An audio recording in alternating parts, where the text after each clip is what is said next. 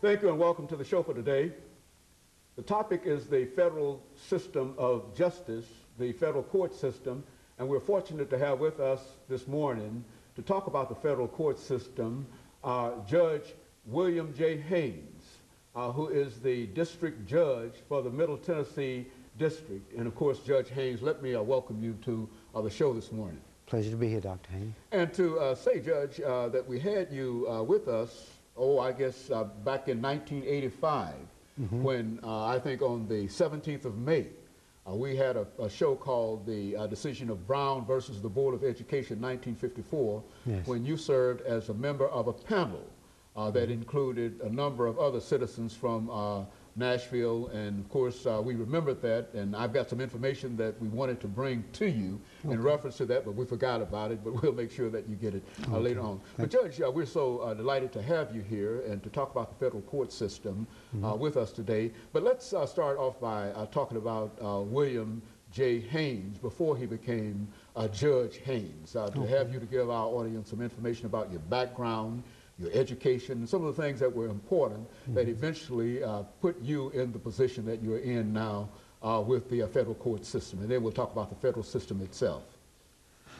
I was born in Memphis, Tennessee in 1949 and attended school there and finished high school at Father Bertrand High School in Memphis.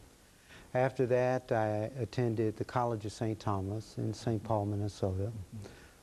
Small Catholic school, and was graduated in 1970. After graduation, I attended the Vanderbilt School of Law and was graduated in 1973.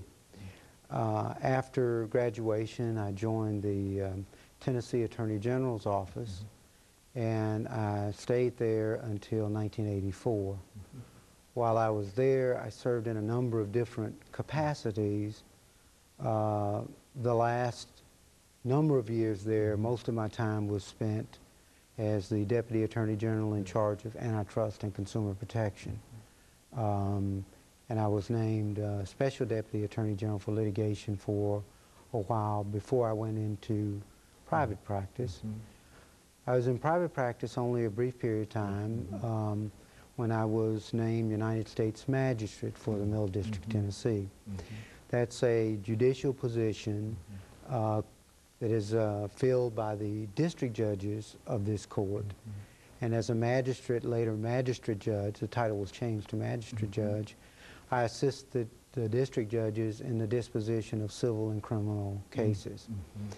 In 1999, upon the recommendation of Vice President Gore, President Clinton nominated me to be a United States District Judge for the Middle District of Tennessee. And with the support of Senator Fred Thompson and Senator Bill Frist, I was confirmed by the United States Senate and have been serving as a district judge since November 1999. And Judge, as a district judge, certainly you can give us some information about the federal court system, because I think that that's what we're concerned about today, about how this system operates. I think you've mentioned a number of positions that you've held that many of our viewers probably have very, very little idea in terms of exactly what you do in those positions. So let's look at the federal system, the federal court system, and give us sort of an explanation in reference to that system. The federal judicial system was established by Article 3 of the Constitution, under which there was a Supreme Court created, and such inferior courts as Congress may from time to time establish and ordain. In our current federal system, you have, beyond the Supreme Court, courts of appeals, from which there are, of course, appeals from lower courts. The Court of Appeals that includes Tennessee is the Court of Appeals for the Sixth Circuit, and they hear appeals from Michigan, Ohio, Kentucky, and Tennessee. In Tennessee, there are three judicial districts.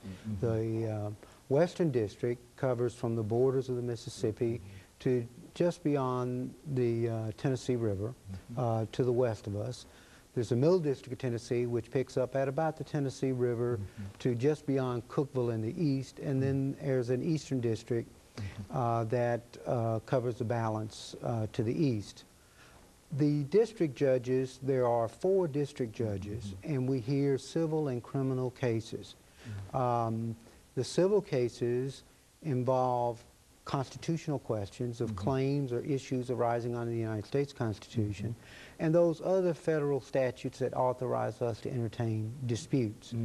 They can cover a wide array of subjects: employment, pensions, the environment, securities, disputes between citizens of different states where the controversy exceeds $75,000. So although we are generally considered courts of limited jurisdiction, our authority is quite broad. Within the district court, we have magistrate judges and bankruptcy judges. And the bankruptcy judges handle all matters related to bankruptcy. The magistrate judges assist the district judges, as I said earlier, in both the civil and disposition of civil and criminal cases. Well, Judge, in terms of your responsibilities as the district judge for the Middle Tennessee District, what is a typical kind of situation that you find in your day-to-day activities? Because I say that because perhaps people want to know exactly what do you do and how you do it on a day-to-day basis. I mean, does your activity consist of simply meetings all the time, a study, or what? What would be your typical kind of day? It's a combination of duties and responsibilities. Initially, when a civil case is set, I will have an initial meeting with the lawyers to talk about what the claims are in the lawsuit, how long it will take the case to get ready for trial and set a trial. So those are case management conferences that I hold with the lawyers. I will also hold hearings on preliminary matters. If there's a need for immediate relief from the court that you can't wait until the full trial, then I will conduct a hearing on those. Of course, when the cases are ready for trial, I'm conducting the trial, picking a jury if there's a jury trial, and otherwise presiding over the trial, whether it's a jury trial or a bench trial. If there are no conferences or hearings or trials, then I am primarily doing research and writing on motions. Those are papers where a party asks the court for some relief, and the parties may submit evidentiary materials, affidavits, documents to show the court why they should get some form of relief. And you usually are preparing memoranda that outlines what the dispute is, the court's authority, what the facts are as you find them, and of course what the governing law is and how it applies to that particular situation. So you're basically either trying cases or writing on motions or meeting with lawyers. Now, you also issue, and of course we're getting ready for our first commercial break, but it is the district judges that also issue injunctions, do they not? I mean, is that something that's peculiar to district judges, or is that general in the federal system, or what is, how does an injunction work in that? An injunction is an order directing a party to do or not to do something. It's generally designed to preserve the status quo, and it's a power that the court has that grows out of the English common law tradition. And district judges do have the authority to issue injunctions in an appropriate set of circumstances, but it's generally rare that an injunction will issue because you have to make a showing, among other things, of irreparable injury. That, in other words, if the injunction is not issued, then one of the parties would suffer some kind of harm. Is that what we're saying? Well, to get the injunction, you have to suffer irreparable harm. If the injunction is denied, it doesn't necessarily mean that the party may not prevail at the trial. It's just that there hasn't been enough of a showing to justify preserving the status quo or granting some form of relief at usually at the very beginning of a trial or shortly after the filing of a lawsuit. Very good. And of course, Judge, we're getting ready for our first commercial break, after which we'll come back and we'll deal with some of the other issues that you have a real concern with. And of course, we'll be back with our audience following this very, very short commercial break. The federal court system